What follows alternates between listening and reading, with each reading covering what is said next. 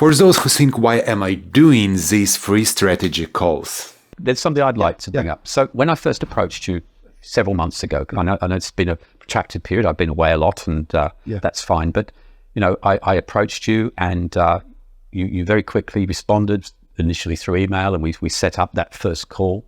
And the thing that really impressed me was that you spent with me, I think you said you'd do 20 minutes or 40, I can't remember, but you spent well over an hour with me from scratch. I mean, you didn't know nothing of me other than a sort of two-line email that I'd sent you or whatever. And I explained what I did, and I took you to places, and you listened. That's important. You listened. You didn't just go into a sales spiel. You actually sat down and listened to what I said, and then we had a conversation. It wasn't a monologue, and you gave me some good advice in terms of back then and what have you.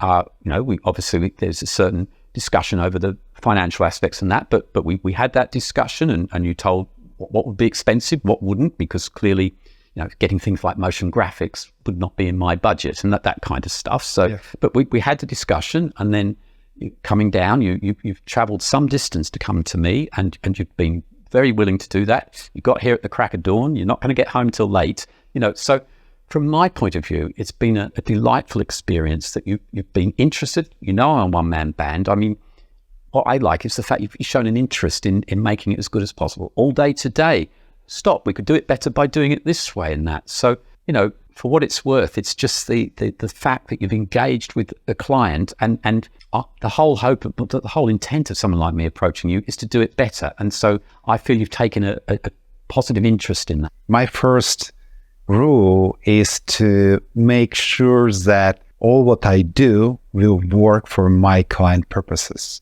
And that won't be a lie if I say that sometimes I just refuse to work with someone, even if you have a lot of money, you have lots of ideas, but he not well organized, or I have a feeling that he doesn't have a goal, a purpose one.